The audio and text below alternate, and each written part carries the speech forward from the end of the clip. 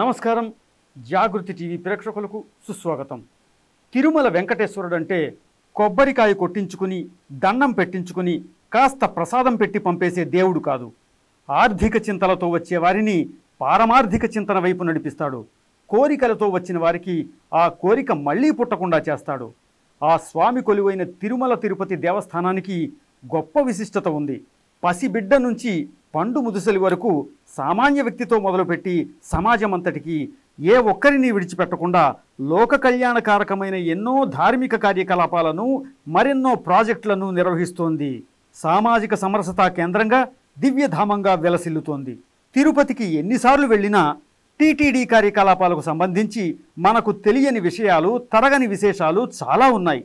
అటువంటి ఎన్నో అంశాలను మన ముందుంచి శ్రీవారితో ముడిపడిన తమ మనోభావాలను మనతో పంచుకోవడానికి ఈరోజు మన స్టూడియోకి వచ్చారు టీటీడీకి గతంలో చీఫ్ ఆడిట్ ఆఫీసర్గా సేవలందించినటువంటి శ్రీ శేషశైలేంద్ర గారు. ఆయన ఐఆర్ఎస్ అధికారి, ప్రస్తుతం ఇన్కమ్ ట్యాక్స్ డిపార్ట్మెంట్లో అసిస్టెంట్ డైరెక్టర్గా బాధ్యతల్లో ఉన్నారు. వారిని అడిగి మరిన్ని విశేషాలు తెలుసుకుందాం.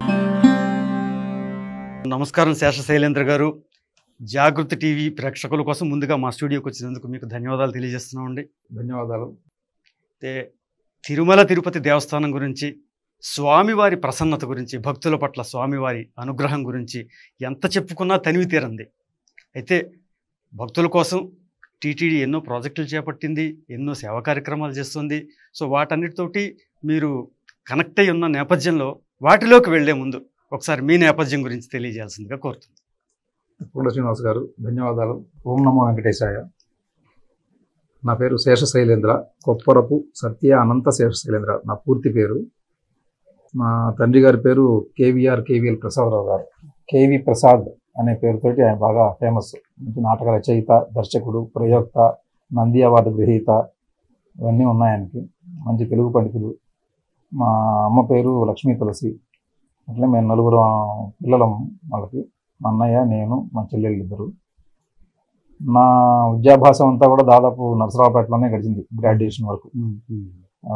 రెడ్డి కాలేజీలో నాది బీఎస్సీ కంప్లీట్ చేసిన తర్వాత ఎంబీఏ ఎంట్రన్స్ రాస్తే ఎంబీఏ ఎంట్రన్స్లో నాకు నాగార్జున యూనివర్సిటీలో సీట్ రావడము, అక్కడికి వెళ్ళటం, అక్కడ ఎంబీఏ కంప్లీట్ చేయటము. ఎంబీఏ కంప్లీట్ చేసినప్పుడే నేను ఇట్లా కాంపిటేటివ్ ఎగ్జామ్స్కి వాటికి ప్రిపేర్ అవుతూ ఉండేవాడిని. కాంపిటేటివ్ ఎగ్జామ్స్ రాస్తే కాంపిటేటివ్ ఎగ్జామ్స్లో నాకు తర్వాత ఆదాయ పన్ను శాఖలో ఇన్స్పెక్టర్గా ఉద్యోగం వస్తే ఆదాయ పన్ను శాఖలో ఇన్స్పెక్టర్గా 1996 సంవత్సరంలో జాయిన్ అయ్యాను అన్నమాట. 96 సంవత్సరంలో ఇన్స్పెక్టర్గా జాయిన్ అయ్యి తర్వాత 2006 సంవత్సరంలో ఆదాయ పన్ను అధికారిగా ప్రమోషన్ వచ్చింది. 2010 సంవత్సరంలో పరమాత్మ లీలలు ఎట్లా ఉంటాయి అనటానికి నా ఒక ఉదాహరణ, ఆదాయ పన్ను శాఖ నుంచి డెప్యుటేషన్ మీద పోవటం అనేది, అందులోనూ తిరుమల తిరుపతి దేవస్థానానికి పోవటం అనేది అది అంత ఎప్పటికీ అంటే జరిగేయటం అనేది చాలా చాలా రేర్. ఎందుకంటే ఆదాయ పన్ను శాఖ సెంట్రల్ గవర్నమెంట్కి సంబంధించింది, ఇదేమన్నా స్టేట్ గవర్నమెంట్ పరిధిలో ఉంటుంది. డెప్యుటేషన్ మీదకి పోవటము, సెంట్రల్ గవర్నమెంట్ ఒక ఆఫీసర్ డెప్యుటేషన్ మీద పోవడం అనేది అది జరుగుతుంది అనేది చాలా చాలా మనము ఊహించలేం. అట్లా ఊహకందని విధంగా అప్పుడు అడ్వర్టైజ్మెంట్ పడడము, అనుకోకుండా నేను అప్లికేషన్ పెట్టడము, అక్కడ పెద్దలు నా అప్లికేషన్ చూసో లేకపోతే నా గురించి ఎంక్వైరీ చేసో మొత్తం మీద అక్కడ నాకు నేను అప్పుడు ఒక కమిషనర్ గారి దగ్గర పనిచేస్తుండటము, ఆ కమిషనర్ గారిని గారు నా గురించి బ్రీఫ్ బాగా పనిచేస్తారని చెప్పిన అప్పుడున్న ఐఏఎస్ ఆఫీసర్ గారికి, ఈఓ గారికి చెప్పడము సంథింగ్. అంటే వాళ్ళు ఎంక్వైరీ చేసుకుంటున్నప్పుడు ఈ సంభాషణలో అట్లా కొంత నా గురించి తెలియటము, ప్లస్ నా ప్రొఫైల్ చూడటం, అట్లా స్వామివారు మొత్తం మీద మా మీద అనుగ్రహం చూపించి నన్ను అక్కడికి తీసుకొని వెళ్ళారు. అట్లా నేను తిరుమల తిరుపతి దేవస్థానంలో ఫస్ట్ టైం పనిచేయడం అనేది సాధ్యపడింది. అప్పుడున్న వాళ్ళందరూ కూడా నాకు స్వామివారి తర్వాత వీళ్ళందరూ ఎవరైతే వచ్చారో వాళ్ళందరూ కూడా గురు సమానులు. చాలా మంచి అవకాశాన్ని స్వామివారి దగ్గర చేసే అదృష్టాన్ని నాకు వాళ్ళ ద్వారా కలిగింది. వాళ్ళకి ఎప్పుడూ నేను కృతజ్ఞతగానే ఉంటాను. తిరుమల తిరుపతి దేవస్థానం ఈ ఆడిట్కి సంబంధించిన కార్యకలాపాలు సుమారుగా 10 ఏళ్ల పాటు చూశారండి మీరు? దాదాపుగా నేను 10 సంవత్సరాలు చీఫ్ ఆడిట్ ఆఫీసర్గా ఉన్నాను. ఓకే, 10 ఏళ్ల కాలం అనేది చిన్న విషయమేమీ కాదు. అయితే ఈ సుదీర్ఘ అనుభవంలో మీ దృష్టికోణంలో స్వామివారిని ఎలా అర్థం చేసుకున్నారు? తిరుమల తిరుపతి దేవస్థానము అనేది ఒక మహోత్కృష్టమైన సంస్థ అండి.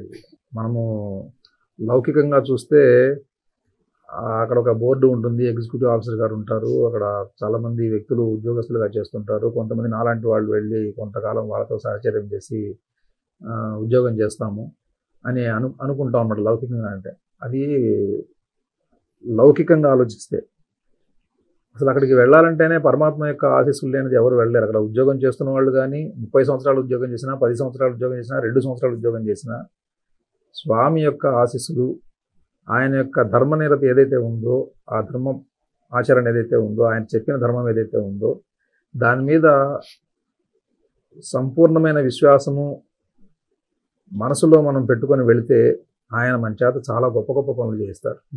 అట్లా చేయించడం కోసం అని చెప్పినంటే ఆయన మనుషుల్ని ఎంచుకుంటారు. ఆ ఎంచుకోవడం వల్లనే చాలామంది అక్కడ పనిచేయగలుగుతారు. ఒకవేళ అక్కడికి వెళ్ళిన తర్వాత ఆ ధర్మ నియమాలు అవి కాదు అని చెప్పిన సొంత ధర్మ నియమాలు ఎవరన్నా ఏర్పరచుకుంటే మాత్రము ఆ స్వామి వాళ్ళని వదిలిపెట్టరు. అది చాలా ప్రత్యక్షంగా తెలిసిపోతుంది. అది చాలా విశ్వవిఖ్యాతమైన ప్రపంచ ఖ్యాతి పొందిన ఒక గొప్ప వ్యవస్థ అండి అది.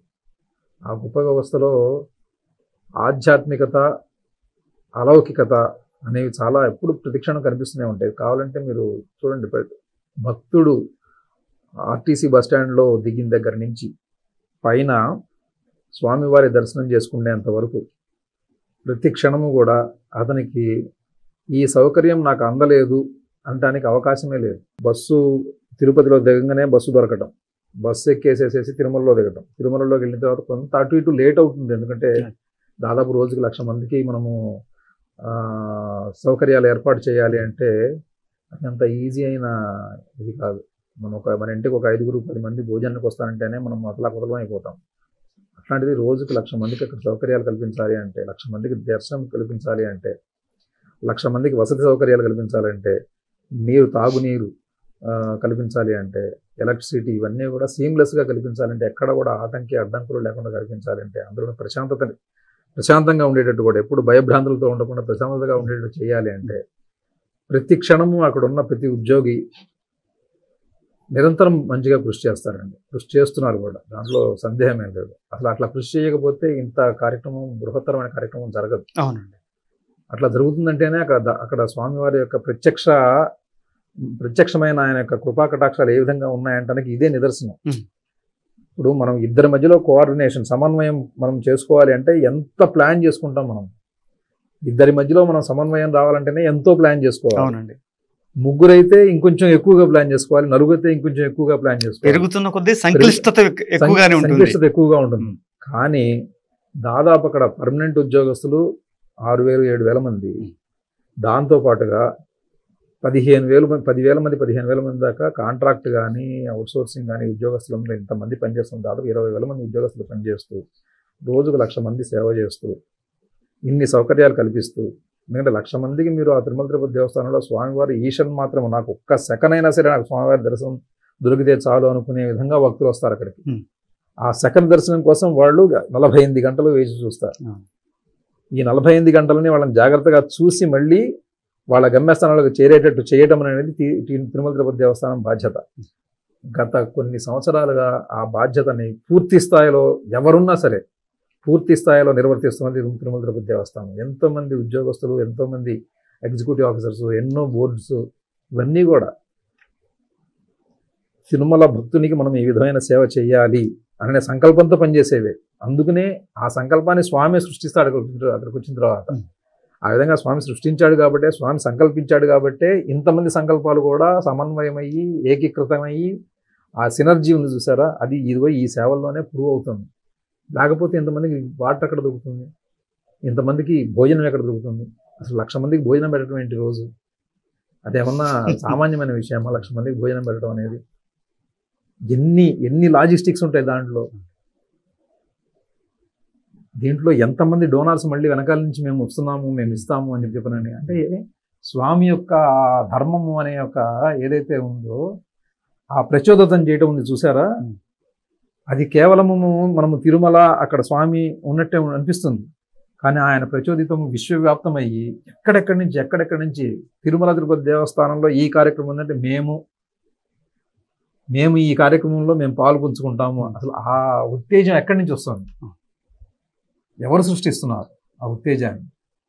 ఇన్ని కోట్ల మంది, ప్రతి సంవత్సరం 3 కోట్ల మంది, అందరూ ఒకేసారి. దాంట్లో రిపీటెడ్గా వచ్చేవాళ్ళు ఉంటారు, కొత్తగా వచ్చేవాళ్ళు ఉంటారు. కానీ ప్రతి సంవత్సరం 3 కోట్ల మంది వస్తున్నారు. ఎప్పటికప్పటికి భక్తుడు నూతనమైన వాడే. ఇతను ఆల్రెడీ దర్శనం చేసుకున్న వాళ్ళే రెండోసారి వచ్చాడు అని అనుకోవడానికి కూడా లేదు. రెండోసారి వచ్చినప్పుడు కూడా అది నూతనమే, ఒక కొత్త మనిషి వచ్చినట్టే అక్కడికి. ఎందుకంటే అతనికి కూడా సేవ చేయాల్సిందే కదా. కాబట్టి ఇన్ని కోట్ల మంది వస్తున్నప్పుడు, ఆ వ్యవస్థ ఇంతకాలము కూడా ఇన్ని సౌకర్యాలు కల్పిస్తున్నప్పుడు, 1,00,000 మందికి దర్శనం కల్పిస్తున్నప్పుడు, చాలా అత్యంత అద్భుతంగా స్వామివారి యొక్క ప్రత్యక్ష దర్శనము అక్కడే జరుగుతుందండి. ఎందుకంటే స్వామివారి యొక్క దర్శనం కానీ, ఆయన ప్రత్యక్షమైన ప్రదర్శన కానీ లేనప్పుడు ఇంత సమన్వయంతో జరిగే అవకాశమే లేదు. మీ సుదీర్ఘమైన అనుభవంలో ఒక ఇన్కమ్ ట్యాక్స్ అధికారిగా, అలాగే ఆడిట్ విభాగంలో చూసుకున్నప్పుడు ఎన్నో పెద్ద పెద్ద సంస్థల కార్యకలాపాలన్నీ కూడా మీరు పర్యవేక్షించారు. మిగతా సంస్థల ఆర్థిక కార్యకలాపాల పర్యవేక్షణ, టీటీడీలో ఈ ఆడిట్ వ్యవహారాల పర్యవేక్షణ, వీటిని మనం చూసుకున్నప్పుడు ఇది ఎంతటి సవాళ్లతో కూడుకున్నది? ఆదాయ పన్ను శాఖ అధికారిగా నేను మామూలుగా ఆదాయ పన్ను శాఖలో ఉన్నప్పుడు ఆ చట్టంని ఇంప్లిమెంట్ చేసే విధానము అవన్నీ కూడా వేరుగా ఉంటుందండి. ఎందుకంటే ఆదాయ పన్ను శాఖలో దాదాపు అది లా ఎన్ఫోర్స్మెంట్, అది చట్టాన్ని మనము ఎగ్జిక్యూట్ చేయటం. అది దానికి మా పై అధికారులు ఉంటారు, joint commissioners, additional commissioners, chief commissioners, వీళ్ళందరూ ఉంటారు. అక్కడ కూడా ఎందుకంటే ఏ చట్టము కానీ, ఏ కర్మ కానీ భగవద్దత్తమైనది, అన్నీ కూడా భగవంతుడి యొక్క కృప లేనిది ఏది, ఏ వ్యవస్థ ఉండదు. ఆదాయ పన్ను శాఖ అనేది ఒకటి పెట్టాలని, ఆదాయ పన్ను శాఖ నుంచి చట్టాన్ని, ఇన్కమ్ ట్యాక్స్ కట్టించుకోవాలి అని, కట్టించే విధంగా కొంతమంది వ్యక్తులను ఆ విధంగా ఉంచి ఆ చట్టాన్ని అమలు పరిచే విధంగా చేయాలి అని చెప్పినని ఎవరో ఎప్పుడో ఎక్కడో ఒక మనిషికి ఒక ఆలోచన వచ్చింది. ఆ ఆలోచన కూడా భగవద్దత్తమైనదే. ఎందుకు వచ్చింది ఆలోచన? ఎందుకంటే ఒక సమాజం ఉన్నప్పుడు ఆ సమాజము సమసమాజంగా మారాలి అంటే అందులో ఉన్న అవకాశాలు అందరికీ రావాలి. అందరికీ రావాలి అంటే అందరికీ వచ్చే విధంగా చేయడం కోసం ఒక వ్యవస్థ ఉండాలి. ఆ వ్యవస్థను ఏర్పాటు చేయడం ఏదైతే ఉందో అది ఒక ఆలోచనలో నుంచి వచ్చింది. అది ఎందుకు వచ్చింది ఆలోచన? సమాజ సేవ చేయడం కోసం, సమాజంలో అందరికీ సమానంగా అందడం కోసం అని చెప్పినాను. అందుకనే కదా కృష్ణ పరమాత్మ చెప్తారు తన భగవద్గీతలో, సమోహం సర్వభూతేషు, నేను అన్నిట్లో కూడా సమానంగానే ఉన్నాను. నమే దేశోస్తి నచ ప్రియ అంటాడు. నాకు ప్రియమైన వాడు కానీ అప్రియమైన వాడు కానీ ఎవరూ లేరంటాడు. కాబట్టి ఈ సమాజం ఏదైతే ఉంది, సమాజం అంతటినీ కూడా నేను సమానంగానే చూడాలి.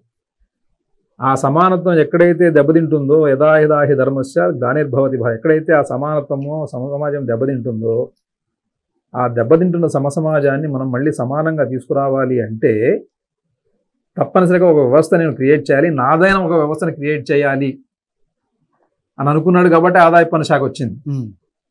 ఆదాయ పన్ను శాఖ ఎందుకు వచ్చింది? ఎక్కువగా ఎవరికైతే ఆదాయం ఉంటుందో, సమాజం యొక్క సౌకర్యాలని వాడుకొని ఎక్కువ ఆదాయం సంపాదించిన వాళ్ళు ఎవరైతే ఉంటారో వాళ్ళ దగ్గర నుంచి తీసుకొని, ఎవరైతే తక్కువగా ఆదాయం ఉండి ఎక్కువగా సౌకర్యాలు ఉపయోగించుకోకుండా కొంచెం డౌన్ ట్రాడెన్గా ఉంటారో వాళ్ళకి ఇవ్వడం కోసం ఆదాయ పన్ను శాఖని పరమాత్మ పెట్టాడు.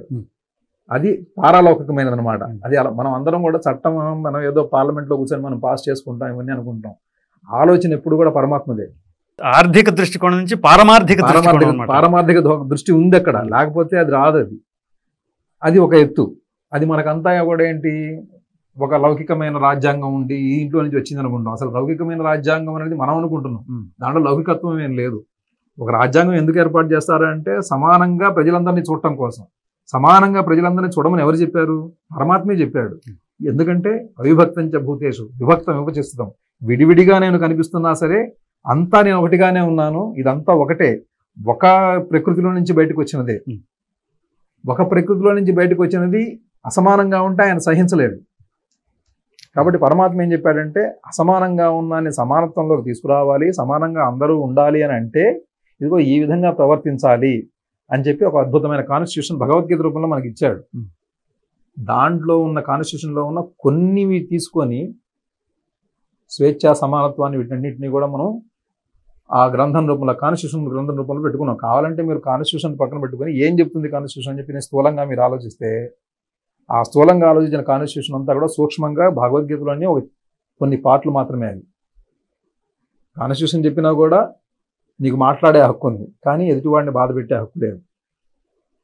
మాట్లాడు, కానీ నీ మాటల వల్ల ఎదుటివాడి యొక్క స్వేచ్ఛా స్వతంత్రాలు పోకూడదు. అందరికీ సౌకర్యాలు అందాలి.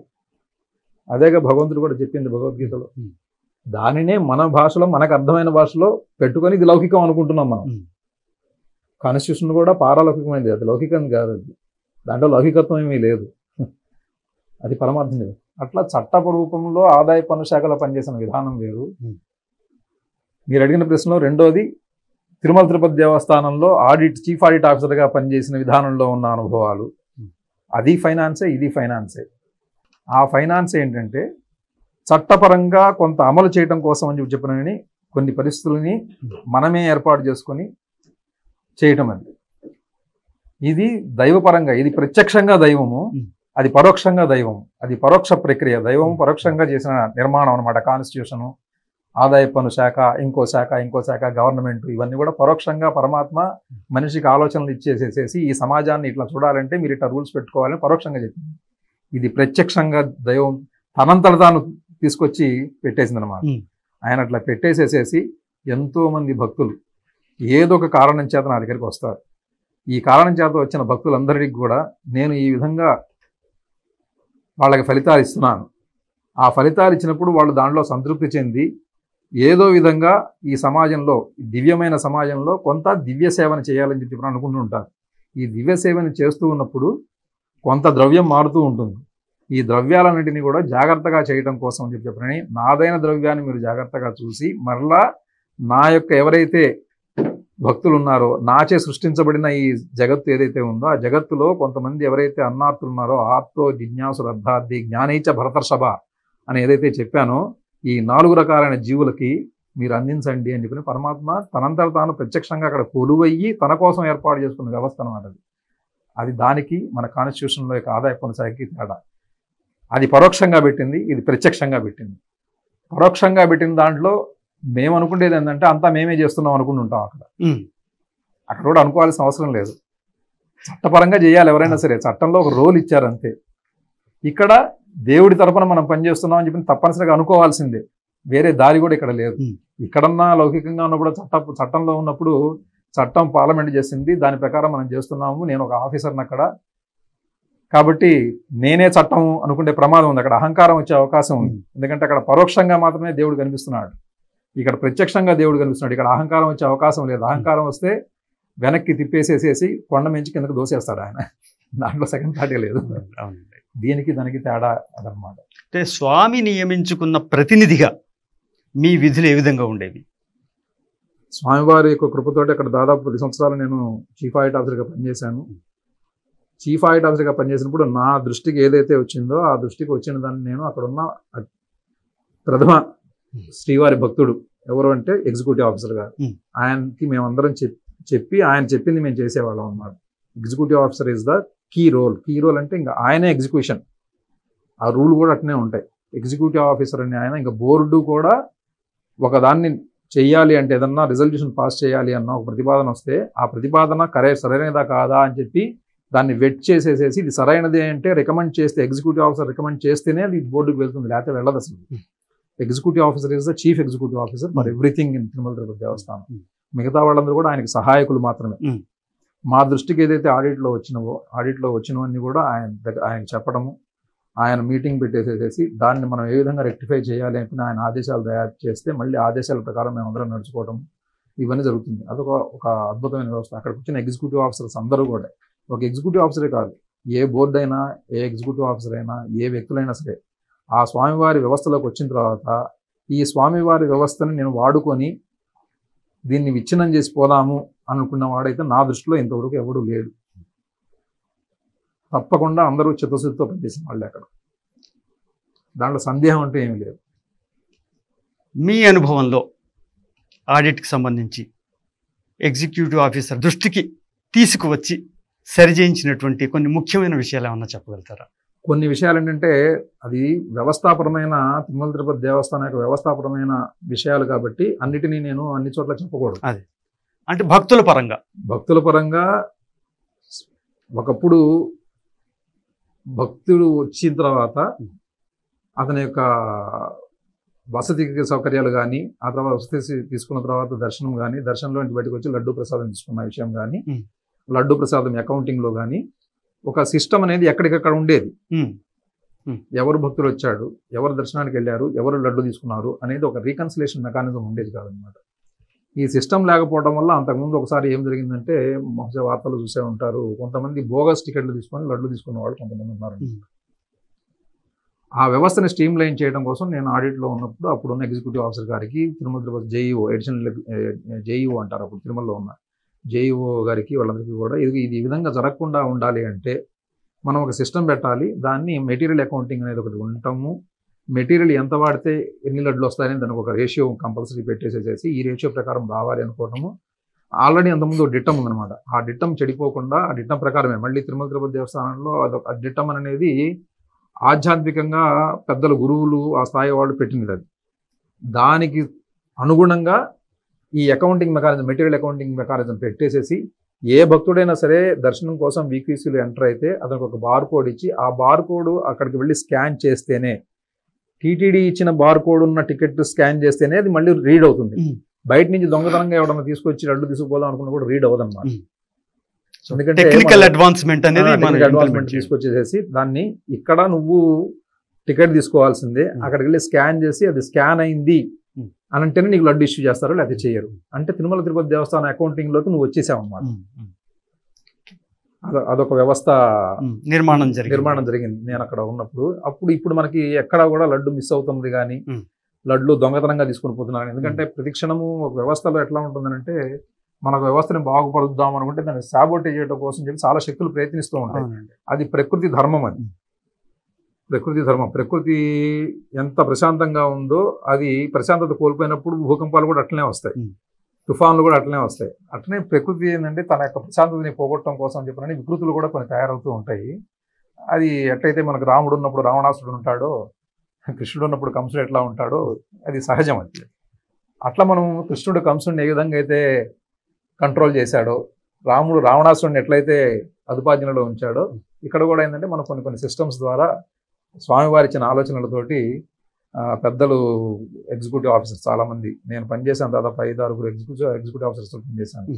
గొప్ప వాళ్ళంతా కూడా మనం ఏదన్నా రాసుకొని వెళ్ళినా కూడా దాంట్లో సాధ్యాసాధ్యాలన్నీ కూడా చక్కగా ప్రశ్నించి తీసుకొని అని చేసేసి, నాకు తెలిసింది ఏమన్నా నేను చెప్తే దాన్ని ఇంకా వాళ్ళు గొప్పగా ఆలోచించి పాజిటివ్గా రిసీవ్ చేసుకునేవారు. చాలా అసలు పాజిటివిటీ కాకుండా ఇక్కడ వేమీ లేదండి. మనం బయట ప్రపంచంలో పేపర్లో వీళ్ళందరూ మాట్లాడుకుంటే చూసేది ఒకటి, అక్కడ ఉన్నది వేరేది. ఏ వ్యక్తి కూడా అక్కడికి వచ్చిన తర్వాత స్వామివారి యొక్క ఆ స్కీమ్లో పనిచేయాల్సిందే. అక్కడ ఉన్నా లేకపోయినా బయటకు వచ్చినా ఆయన స్కీమ్లోనే ఉంటాం మనం. అయితే మనకు తెలియదు మనం స్వామివారి స్కీమ్లో ఉన్నామన్న విషయం తెలియదు మనకి. అంతే, ఇక్కడ పూర్తిగా స్వామి స్పృహలోనే స్పృహలోనే అది మనకి తెలియకుండా జరిగిపోతుంది. లేకపోతే ఒక 5-6 వేల మంది పర్మనెంట్ ఉద్యోగస్తులు, 20,000 మంది కాంట్రాక్ట్ ఉద్యోగస్తులు మనం అటు ఇటు తిరుగుతున్నప్పుడు, ఇంతమంది పరిచయం అవుతున్నప్పుడు వీళ్ళందరూ కూడా మనల్ని ఒప్పుకోవాలని ఏం లేదు, బయట వాళ్ళు కూడా మనల్ని ఒప్పుకోవాలని ఏం లేదు. కానీ ఎప్పుడైతే ఆ సానుకూలత అనేది వస్తుందో మీకు అక్కడే స్వానుభవంలోకి స్వామి యొక్క ప్రత్యక్ష సాక్షాత్కారం జరుగుతుంది. ఆ సాక్షాత్కారం ఏంటంటే సానుకూలతనే. ఎందుకు నువ్వు శిరస్సు వంచేసేసి స్వామి దగ్గర నువ్వు తప్పితే నాకు దిక్కు లేదు, నేను నీ కోసం వచ్చాను, నువ్వు నన్ను వాడుకో అని చెప్పి నీ శరీరాన్ని నువ్వు ఆయనకి ఎప్పుడైతే అర్పిస్తావో అప్పుడు నువ్వు చేసే ఏదైతే చిత్తశుద్ధితో చేసే పనులు ఏవైతే ఉంటాయో ఆ పనులన్నీ కూడా అట్లా జరిగిపోతూ ఉంటాయి.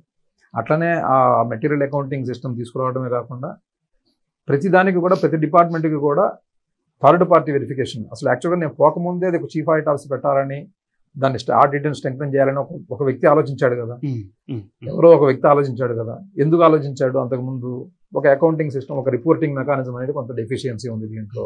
ఆ రిపోర్టింగ్ మెకానిజం పెడితే ఒక కంట్రోల్ వస్తుంది అనేది. అప్పుడు నేను వెళ్ళిన తర్వాత ఆ రిపోర్టింగ్ మెకానిజం, మంత్లీ రిపోర్టింగ్, దాంట్లో మళ్ళీ సీరియస్నెస్ ఉన్న ఏరియాస్, కొంచెం మీడియం సీరియస్నెస్, అసలు సీరియస్నెస్ లేని ఏరియాస్ అని 3 విభాగాలుగా విభజించేసేసి, సీరియస్నెస్ ఉన్న అయితే ప్రతి మంత్ కూడా ఆడిట్ రిపోర్ట్ ఒకటి ఇవ్వాలని, మీడియం ఉన్న ఏదన్నా క్వార్టర్లీ ఇవ్వాలని, కొంచెం తక్కువగా ఉన్నది హాఫ్ ఇయర్లీ ఇవ్వాలని, ఇట్లా ప్రతి దానికి కూడా విభాగాలు చేసేసి ఆ విభాగాల నుంచి రిపోర్టింగ్ మెకానిజం తీసుకొచ్చుకోవడము. మీరు బాగా పనిచేస్తున్నారు అనేది మీరు చెప్పకూడదు, మిమ్మల్ని చూసి ఇంకో వ్యక్తి చెప్పాలి. మిమ్మల్ని అడిగారు అనుకోండి, నేను బాగానే పనిచేస్తున్నాను అంటాను, నేను అద్భుతంగా నాలాగా పనిచేసేవాడు ఈ ప్రపంచంలో ఇంకోటి లేనే లేడంటాం, అసలు నాకు చాలా తక్కువ శాలరీ ఇస్తున్నాను కూడా అంటాం అనమాట. అది మనం కాదుగా చెప్పాల్సింది, ప్రపంచం చెప్పాలి. అట్లా ప్రపంచం చెప్పాలి అంటే థర్డ్ పార్టీ ఒక verification, independent third party verification ఉండాలి. అది ఆ వ్యవస్థ పెట్టిన తర్వాత ప్రతి మంత్ రిపోర్టింగ్ మెకానిజం అనేది టీటీడీలో రావడం ఒకటి, ఇయర్లీ యాన్యువల్ రిపోర్టింగ్ అనేది స్టేట్ ఆడిట్ డిపార్ట్మెంట్ కూడా ఒకటి చేస్తుంది అనమాట. ఆ స్టేట్ ఆడిట్ డిపార్ట్మెంట్ అంతకుముందు ఏవైతే అబ్జెక్షన్స్ ఎట్లయితే రాసేదో అవన్నీ ఈ చీఫ్ ఆడిట్ వ్యవస్థను ఇంటర్నల్ ఆడిట్ వ్యవస్థ వచ్చిన తర్వాత చాలా వరకు తగ్గిపోయింది. అంతకుముందు అది కనిపించలేదు, ఇక్కడ 2 లక్షలు మిస్ అయిపోయినా అక్కడ 2 కోట్లు కనిపించట్లేదు అనే ఒక విధానం ఉండేది అనమాట. అంతకుముందు 8, 9 ఆ ప్రాంతాల్లో మీరు పేపర్లో వెనక్కి తిరిగి చూస్తే 2007, 8, 6, 7 ఆ ప్రాంతాల్లో ఏమిటిది, ఏమి అసలు ఒక పద్ధతి లేదే అనే విధంగా న్యూస్ ఐటమ్స్ వచ్చేవన్నమాట. బట్ 2010 తర్వాత 2009లో ఐవీఆర్ కృష్ణారావు గారు ఉన్నప్పుడు దీన్ని అసలు బీజం మొదటగా ఈయన రమణాచారి గారు ఉన్నప్పుడే పడ్డది. ఆయన కొంత ఆఫీస్లో అదే ఆర్డర్ షీట్లో రాసేసి వెళ్ళారు. ఐవీఆర్ కృష్ణారావు గారు ఉన్నప్పుడు అది ఇంప్లిమెంట్ అయ్యింది బాగా. ఐవీఆర్ కృష్ణారావు గారు ఉన్నప్పుడు అందరూ దాన్ని వ్యవస్థీకృతం చేయడం, చీఫ్ ఆడిట్ ఆఫీసర్ కింద తీసుకోవడము, ఫస్ట్ టైం ఆయన నాకు అపాయింట్మెంట్ అక్కడ ఇచ్చింది చీఫ్ ఆడిట్ ఆఫీసర్గా. ఆ విధంగా తీసుకున్న తర్వాత అది ఎట్లా రిపోర్టింగ్ ప్యాటర్న్ ఎట్లా ఉండాలి అదంతా కూడా మేము మీటింగ్లో డిస్కస్ చేసేసి ఎల్వి భాస్కర్ రెడ్డి గారు అప్పుడు ఎఫ్ఎండ్సీఓ ఉండేవాళ్ళు, ఆయన కూడా మంచి వ్యక్తి, కమిషనర్గా ఉన్నారు, ఆయన మంచి వ్యక్తి, ఆయన ఇది చేయటము. ఆ విధంగా రిపోర్టింగ్ ప్యాటర్న్ అనేది ఒక డెవలప్ అయ్యి ఎవరైతే ఏదైతే పని చేస్తున్నారో వీళ్ళు ఈ పనిని ఇట్లా చేశారు అనే రిపోర్ట్ డైరెక్ట్గా ఈఓ గారి దగ్గరికి వెళ్తుంది. అప్పుడు ఈఓ గారికి అక్కడ, ఎందుకంటే సిస్టమ్ మొత్తం కంట్రోల్ చేయాల్సింది ఆయనే కాబట్టి ఆయనకి థర్డ్ పార్టీ ఇన్ఫర్మేషన్ కూడా ఆయన దగ్గరికి వెళ్తుంది. ఎస్, ఈ వ్యవస్థలో ఇది ఉంది. సో అందరిలోని ఒక జవాబుదారీతనం నిర్మాణం అయ్యేలాగా, అంటే జవాబుదారీతనం లేకపోలేదు, అక్కడ ఉన్నది కానీ చెప్పే విధానం లేదు. వీళ్ళకి ఇక్కడ జవాబుదారీతనం ఉంది అని చెప్పి ఎవరు చెప్తారు? ఎవడో ఒకటి చెప్పాలి. వ్యవస్థ బాగా పనిచేస్తుంది అంటే కంపల్సరీ దానికి ఒక సర్టిఫికేట్ ఇచ్చేవాడు ఒకటి ఉండాలి. ఆ సమయంలో అంతా కూడా మాన్యువల్ ఫైల్స్ ఉండేవి. మాన్యువల్ ఫైల్స్ ఉంటే అప్పటికే సెంట్రల్ గవర్నమెంట్లో మీకు ఈ ఆఫీస్ వ్యవస్థ వచ్చింది, అంటే సర్క్యులేటెడ్ ఫైల్స్ అనమాట. సెంట్రల్ క్యాబినెట్ సెక్రటేరియట్లో ఉండేది. అది నేను అక్కడ పనిచేయలేదు కానీ నాకు ఆదాయ పన్ను శాఖలో ఉన్నప్పుడు ఏదో కొంత నాలెడ్జ్ దానికి, అది అట్లా ఉంది. ఒకటి సర్క్యులర్ ఫైల్స్ నడుస్తుండే. నేను కొత్తగా అక్కడికి వెళ్ళినప్పుడు ఇదిగో ఈ మాన్యువల్ ఫైల్స్ ఇట్లా ఉన్నాయి అని చెప్పానని నేను అంతకుముందు కూడా ఒక ఇంటర్వ్యూలో చెప్పాను నేను దీని గురించి. ఈ మాన్యువల్ ఫైల్స్ కాకుండా సర్క్యులర్ ఫైల్స్ ఏవైతే మన దగ్గర ఉన్నాయి, ఎందుకంటే ప్రతి ఫైలు డీలింగ్ హ్యాండ్ దగ్గర నుంచి ఆ పై అధికారుల దగ్గరికి ఈఓ దాకా వెళ్ళి మళ్ళీ ఈఓ దగ్గర నుంచి కిందకి రావాలన్నమాట. ఎగ్జిక్యూట్ అవ్వాలంటే సర్క్యులర్ ఫైల్ సిస్టమ్ అంటారు. పోవాలి అంటే ఇది ఈ విధంగా కాకుండా మన సిస్టంలోనే పెద్దగా మాన్యువల్ పేపర్ వర్క్ కాకుండా ఇట్లా తీసుకోవచ్చు అని చెప్పని, ఇట్లా ఉంటే మీకు ఇంకా కంట్రోల్ వస్తుంది అని చెప్పి నేను చిన్న పీపీటీ అప్పుడు నేను ఐవీఆర్ కృష్ణారావు గారు ఉన్నప్పుడు ఆయన పోర్ట్ టు లీవ్ అదొకటి ఇట్లా ఉంటే బాగుంటుంది అని చెప్పిన. అప్పటికే ఆయన ఈజ్ సీనియర్ ఐఏఎస్ ఆఫీసర్, ఆయనకి నేను చెప్పాల్సిన అవసరం లేదు, ఓన్లీ నేను ఇది చెప్పాను. బట్ ఆయనకి అప్పటికే అవగాహన దాని మీద, ఎందుకంటే ఆయన సెంట్రల్ క్యాబినెట్ అంటే వాళ్ళకి తెలియకుండా అవన్నీ జరగవు కదా. Is senior most IAS officer who ran the institution with aplomb. అట్లాంటి ఆఫీసర్ ఆయన. అట్లాంటి ఆఫీసర్ ఆయన ఏంటంటే ఎస్ మనం ఇక్కడ పెడతాము అని చెప్పినని తర్వాత దాన్ని ఇది చేయటము, తర్వాత ఈ ఆఫీస్ అనేది సిస్టమ్ రావటము. అది అంటే నేను ఉన్నప్పుడు కొంత వర్క్ జరిగింది. ఆ తర్వాత నేను 2014లో వచ్చాను. మళ్ళీ 18 నేను వెళ్ళేటప్పటికి అది ఈ ఆఫీస్ పూర్తి స్థాయిలో ఎస్టాబ్లిష్ అయిపోయి ఫైల్స్ అన్నీ కూడా సర్క్యులేట్ అయిపోవటము. అట్లా వీటన్నిటిలో కొంత నా పాత్ర, అంటే నేను పూర్తిగా నేను చేశానంటాం కాదు, నా ఆలోచనను అక్కడ పెట్టాను. చెయ్యటం అనేది అది చాలా పెద్ద విషయం కాబట్టి అది పెద్దలు చేసింది. 99% క్రెడిట్ అంతా వాళ్ళదే, దాంట్లో అసలు సెకండ్ థాట్ లేదు. మనది ఏదన్నా ఉందంటే ఆ 1% కూడా లేదు. ఆలోచన ముందు పెట్టడం అంతే. అది ఆ రిపోర్టింగ్ ప్యాటర్న్ని డెవలప్ చేయడం ఒకటి. శేష శైలేంద్ర చేసిందేం లేదు, స్వామి చేశాడంతే. ఈ క్రమంలోనండి మీరు టీటీడీలో మీ విధుల్లో భాగంగా ఎన్నో టీటీడీ ప్రాజెక్ట్స్ కార్యకలాపాలు కూడా మీరు పర్యవేక్షించి ఉంటారు. అట్లా టీటీడీలో ఎన్ని రకాల ప్రాజెక్ట్స్ ఉన్నాయి? విద్యారకంగా కావచ్చు, ఆరోగ్య సంబంధమైనవి కావచ్చు, సామాజిక సంబంధమైనటువంటివి కావచ్చు. సో ఎన్ని రకాల ప్రాజెక్టులని దేవస్థానం, తిరుమల తిరుపతి దేవస్థానము 111 సెక్షన్ 111 ఎండోమెంట్ యాక్ట్లో తన ఆబ్జెక్టివ్స్ ఉన్నాయన్నమాట. తిరుమల తిరుపతి దేవస్థానం దేనికోసం పనిచేయాలని ఆబ్జెక్టివ్స్ ఉన్నాయి. తిరుమల తిరుపతి దేవస్థానం ఒక ధర్మకర్తల మండలి. అది ధర్మకర్తల మండలిని చట్ట ప్రకారం ఏర్పాటు చేసిన ధర్మకర్తల మండలి. అంటే ఇట్స్ ఏ పబ్లిక్ ట్రస్ట్, చట్ట ప్రకారం పనిచేసిన ట్రస్ట్ అనమాట. అది అది ఎండోమెంట్ యాక్ట్ ప్రకారము ఏర్పాటైంది. దానిలో 111 సెక్షన్ ప్రకారం ఏంటంటే దానికి ఆబ్జెక్టివ్స్ ఉన్నాయి. ఆబ్జెక్టివ్స్ ప్రకారమే అది పనిచేయాలి. ఆబ్జెక్టివ్స్ ప్రకారము తనకు హుండీ ఆదాయం కానీ, ఈ విధంగా భక్తులు ఇచ్చే డొనేషన్స్ కానీ, వీటన్నిటినీ కూడా స్వామివారు ఏ ధర్మాన్ని అయితే ప్రకటించమన్నారో, ఏ ధర్మాన్ని అయితే పాటించమన్నారో, ఏ ధర్మాన్ని అయితే మనం ఇక్కడ పరిఢవిల్లాలి అని ఆయన కోరుకున్నారో, భగవద్గీత ద్వారా కానీ, మన ట్రీటేజెస్ ద్వారా కానీ, రామాయణ భారత భాగవతాల ద్వారా కానీ, ఏ విధంగా అయితే మన ధర్మాన్ని నిలబెట్టాలనుకున్నారో వాటికి కృషి చేయాలి. అవి నిలబెట్టడం కోసం కృషి చేయాలి. అవి ఏమిటి అంటే మానవ సేవయే మాధవ సేవ. That is every one knows it. రాముల వారు చెప్పిన ఏదైతే ఉందో మానవ సేవయే మాధవ సేవ అనేది అది ఎవ్రీ వన్. దానిలో మనం ఏ కార్యక్రమాలు చేస్తే బాగుంటుంది అనే దానికి ఒక్కొక్కటి యాడ్ చేసుకుంటూ అసలు అన్నిటికంటే బాగా రివల్యూషనరీగా తీసుకొచ్చింది మాత్రం పివిఆర్కే ప్రసాద్ గారు. ఆయన ఉన్న సమయంలో తిరుమల తిరుపతి దేవస్థానానికి దిశానిర్దేశం ఎంత గొప్పగా ఇచ్చారంటే అసలు నభూతో నభవిష్యతి. ఆయన యొక్క పీరియడ్ ఏంటంటే ఇట్ ఇస్ వాటర్ షెడ్ అనమాట. పివిఆర్కే ప్రసాద్ గారికి ముందు, పివిఆర్కే ప్రసాద్ గారికి తర్వాత అన్న స్థాయిలో తీసుకొచ్చారు. అంతకుముందు అన్నారావు గారు కొన్ని పనులు చేశారు, అంతా బాగుంది. కానీ పివిఆర్కే ప్రసాద్ గారు చేసిన గొప్ప పనులు, ఆ 111 ఏదైతే సెక్షన్ ఉందో ఆ సెక్షన్ని ఆయన జీర్ణించుకున్నంతగా ఎవరు జీర్ణించుకోలేదేమో అనిపించింది ఆయన పెట్టిన ట్రస్టులు చూస్తే. అట్లాంటి ట్రస్టులు పెట్టారు ఆయన. ఆ ట్రస్టులు కొన్ని పేర్లు చెప్తారండి. తప్పకుండా. మీకు వైద్యము, ఆరోగ్యము చాలా ఇంపార్టెంట్. దానికి సంబంధించిన డిపార్ట్మెంట్లు పెట్టింది ఆయన సమయంలోనే. అట్లనే మన హిందూ ధర్మ ప్రచార పరిషత్, హిందూ ధర్మాన్ని, సనాతన ధర్మాన్ని నిలబెట్టడం కోసం అని చెప్పినని ఆ చట్టంలో ఆల్రెడీ ఉన్నా కూడా అంతకుముందు 83లోనే ఆ యాక్ట్ కూడా వచ్చింది ఫస్ట్ టైం. తర్వాత 87లో అమెండ్ చేశారు మన ఎండోమెంట్ యాక్ట్. దాంట్లో ఉంది ఇది హిందూ ధర్మ. అంతకుముందు కూడా మన ఇక్కడ రాకముందు కూడా 1953 నుంచి కూడా హిందూ ధర్మం కోసం ఉంది. దానికి ప్రత్యక్షంగా ఇదిగో డ్యూటీలన్నీ కూడా ఇచ్చేసేసి పివిఆర్కే ప్రసాద్ గారు అన్నప్పుడు ఒక రివల్యూషన్, విప్లవాత్మకంగా ఆయన కొన్ని తీసుకొచ్చారు. దాంట్లో ఎట్లా చేయాలి ధర్మ ప్రచారము, ఏ విధంగా మనం టెంపుల్స్ని ఏ విధంగా మనం టేకప్ చేసుకోవాలి, ఎట్లా టేక్ ఓవర్ చేసుకోవాలి, కొత్త టెంపుల్స్ని ఏ విధంగా మనం చేయాలి అనేది ఆయన చెప్పారు. దాదాపు 13 ట్రస్టులు ఉన్నాయన్నమాట మనకి తిరుమల తిరుపతి దేవస్థానానికి. ఆలయ పరిరక్షణ ట్రస్ట్ అది మొదట్లో ఉండేది, బాగా మంచిగా ఉండేది. ఈరోజు కూడా ఉంది ఆలయ పరిరక్షణ ట్రస్ట్ అనేది. దాన్నే కొంచెం మాడిఫికేషన్స్ చేస్తూ శ్రీవాణి ట్రస్ట్ అని లేటెస్ట్గా పెట్టారు. ఆ తర్వాత మీకు బరడ్ అని చెప్పినని Balaji institute of research rehabilitation for disabled అని చెప్పిన ఒక ఇది ఉంది. అంతకుముందు అది ఒక చిన్న మెడికల్ యూనిట్గా ఉండేది తిరుమల తిరుపతి దేవస్థానంలో. దాన్ని ట్రస్ట్గా మార్చారు. ట్రస్ట్గా మార్చి సపరేట్ చేసేసి ట్రస్ట్గా మార్చి దానికి సపరేట్ ఎగ్జిస్టెన్స్ తీసుకొచ్చారు. అదొక తిరుమల తిరుపతి దేవస్థానం యొక్క ఆటోనమస్ బాడీ. ఈ అట్లనే ఒక ఫాదర్ ఉండి 2 మదర్ లేకనో, లేకపోతే మదర్ ఉండి ఫాదర్ లేకనో, లేకపోతే ఇద్దరు లేకనో ఉండే అనాథ పిల్లలు ఉంటారనమాట, పూర్ పీపుల్. వాళ్ళ కోసం బాలమందిరం పెట్టారు. దాంట్లో దాదాపు 400 నుంచి 500 మంది పిల్లలకి ఉచితంగా చదువు, బట్టలు, భోజనం అన్నీ కూడా ఇస్తారు. దీంతోపాటు ఎడ్యుకేషన్ డిపార్ట్మెంట్ చాలా పెద్దది. ఆ డిపార్ట్మెంట్ సంవత్సరానికి 25,000 మందికి దాదాపు ఎడ్యుకేషన్ అన్నమాట. గ్రాడ్యుయేషన్ అంటే ఫస్ట్ క్లాస్ దగ్గర నుంచి గ్రాడ్యుయేషన్ దాకా 25,000 మంది పిల్లలకి విద్య అది తిరుమల తిరుపతి దేవస్థానం ఇస్తుంది. దాదాపు 15-16 కాలేజీలు ఉన్నాయన్నమాట. కాలేజీలు కానీ స్కూల్స్ కానీ ఉన్నాయన్నమాట.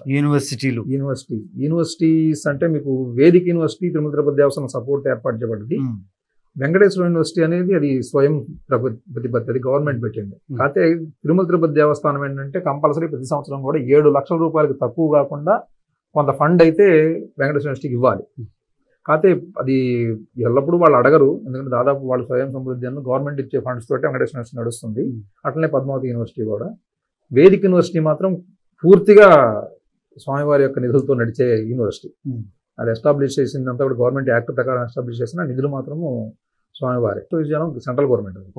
అది దానికి ఏంటంటే అప్పుడప్పుడు మన తిరుమల తిరుపతి దేవస్థానం కొంత ఫండ్ అయితే ఇస్తుంది, బట్ అది పూర్తిగా సెంట్రల్ గవర్నమెంట్. ఆ ఫండ్ కూడా దేనికోసం ఇస్తుందంటే వాళ్ళు చెప్తారు ఇదిగో దీనికోసం ఇవ్వండి అని చెప్పి ఇస్తారనమాట. దానికోసమే ఇస్తుంది, ఆ ఆబ్జెక్ట్ కోసమే. మాకు పిల్లలందరూ ఉన్నారు, వీళ్ళకి భోజనం పెట్టాలి కాబట్టి అన్నప్రసాదం కోసం అని చెప్పిన ఇవ్వండి, లేకపోతే ఒక బిల్డింగ్ కట్టాలి, ఇది బిల్డింగ్ కోసం ఇదిగో ఈ కార్యక్రమం చేయడం కోసం మీ ఆబ్జెక్ట్లో ఉంది కాబట్టి అని వాళ్ళు ఏదైనా అడిగితే ఇస్తారనమాట. అంతేగాని ఆ రాష్ట్రీయ విద్యాపీఠ పెట్టింది మాత్రము తిరుమల దేవస్థానం కాదు, అది కేంద్ర ప్రభుత్వం. పూర్తిగా కేంద్ర ప్రభుత్వం నిధులతోనే నడుస్తుంది.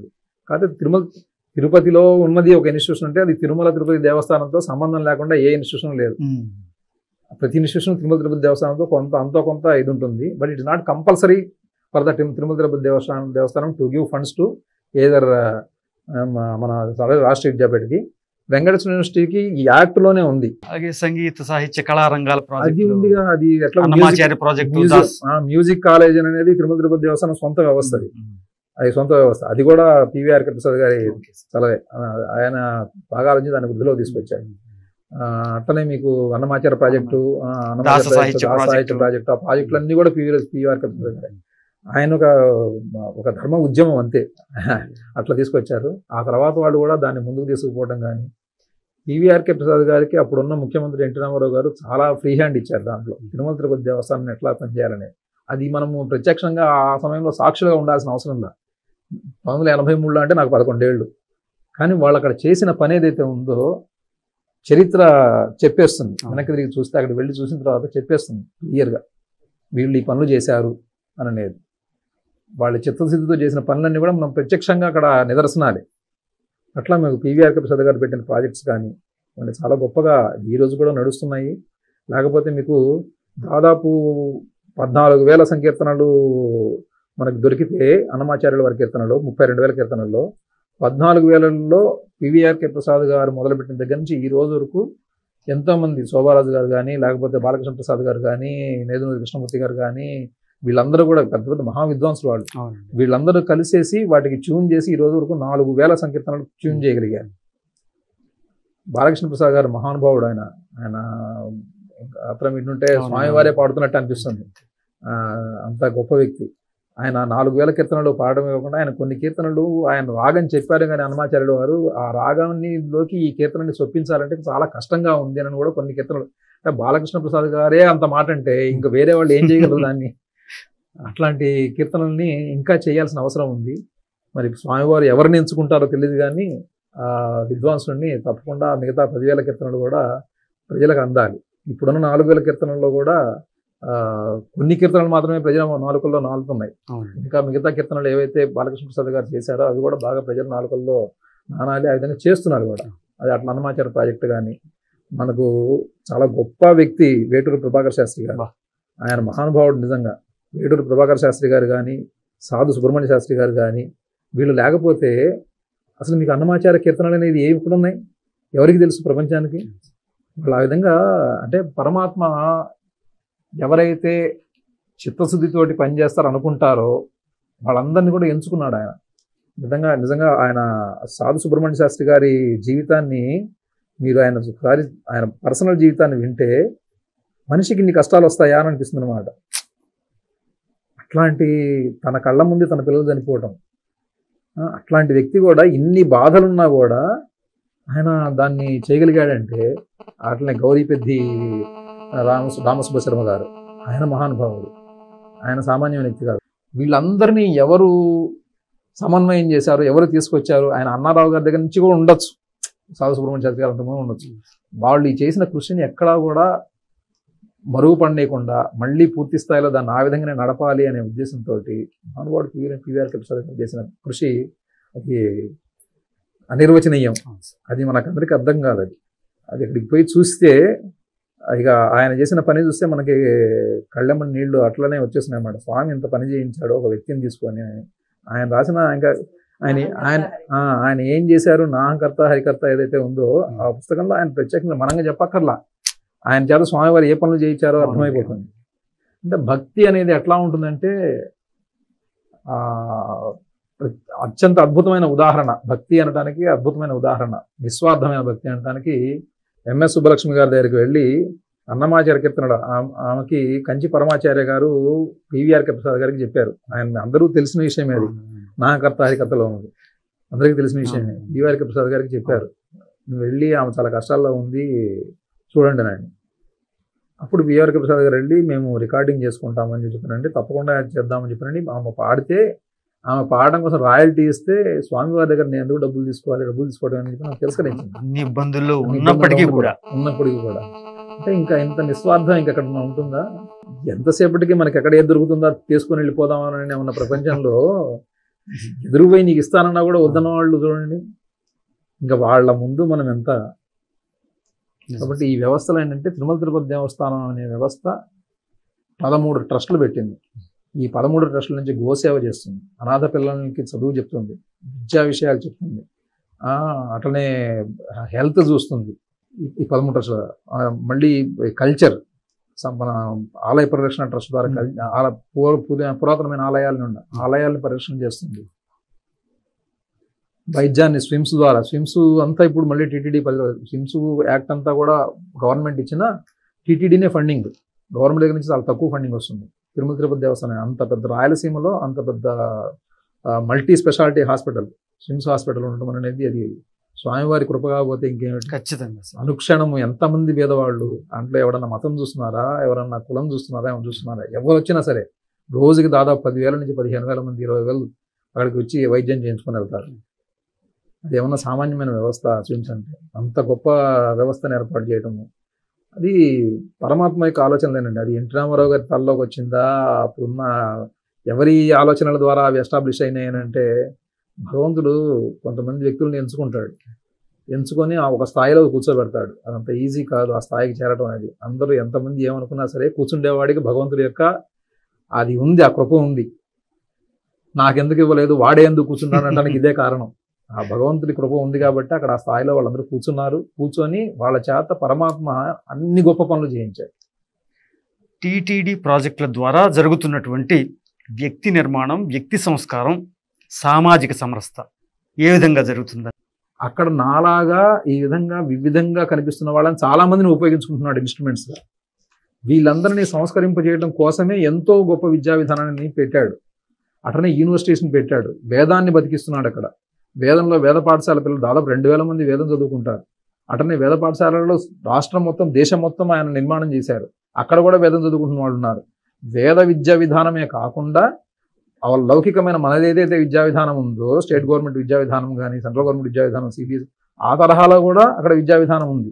అక్కడ కూడా సంస్కారం నిలుపుతున్నారు. అక్కడ కూడా మీరు స్వామివారి యొక్క తన ధర్మాన్ని తను ఎక్కడా కూడా వీళ్ళు ఈ విద్య నేర్చుకుంటే నేను ఇవ్వను అనట్లా. నువ్వు నీ స్థాయిలో నువ్వు ఏదైతే పరమార్థంతో ఈ భూమి మీదకి ఈ రూపంలో నువ్వు తీసుకురాబడ్డావో ఆ ధర్మాన్ని నువ్వు ఆచరించడం కోసం అని చెప్పానని, నువ్వు ఏదైతే చెయ్యాలో అది చెయ్యడం కోసం నేను నీకు అవకాశాన్ని కల్పిస్తున్నాను అని చెప్పి స్వామివారు ప్రతిక్షణం చూపిస్తూనే ఉన్నారు, సంస్కరిస్తూనే ఉన్నారు. కొంతమందికి మన మ్యూజిక్ కాలేజ్ ద్వారా కొంతమందికి సంగీతం నేర్పి ఆ కళలని పోషిస్తూ అక్కడ సంస్కారాన్ని నేర్పుతున్నారు. లౌకికమైన విద్యా విధానం ద్వారా ఇక్కడ సంస్కారం నేర్పుతున్నారు. నువ్వు ఇట్లా ఉండాలి, ఇది చదువుకుంటే ఇది అవుతావు అని అక్కడ చేస్తున్నారు. ఎటువంటి నాదులు లేని అనాథల్ని తీసుకొచ్చేసేసి వాళ్ళకి చదువు నేర్పి వాళ్ళని ఒక స్థాయిలో నిలిచిపెట్టడం కోసం అక్కడ కూడా సంస్కారం నేర్పుతున్నారు ఏం చేయాలనేది. వేద విద్య ద్వారా వేదం నేర్పి, వేదం మన యొక్క ఏదైతే భారతదేశానికి ఆత్మ ఉందో, మన ధర్మం ఉందో, మనకు ఒక ప్రత్యేకత ప్రపంచంలో దేని వల్ల ఏర్పడది అంటే ఈ వేద విద్య వల్ల ఏర్పడది. మన ప్రత్యేకత ఏమిటి అని ప్రపంచాలను దేశాలకు పోతే అందరికీ ఉన్నాయి 4 కాళ్ళు, 2 కాళ్ళు, 2 చేతులు, 2 కళ్ళు, అందరికీ ఉన్నాయి. వాళ్ళు మనుషులే, మనము మనుషులమే. వాళ్ళకి ఒక కల్చర్ ఉంది, మనకేంటి ప్రత్యేకమైన కల్చర్? మన ప్రత్యేక కల్చర్ మన వేదమే. ఆ వేదాన్ని సంరక్షించడం కోసం అని చెప్పిన గొప్ప గొప్ప కార్యక్రమాలు ఏదైతే మనము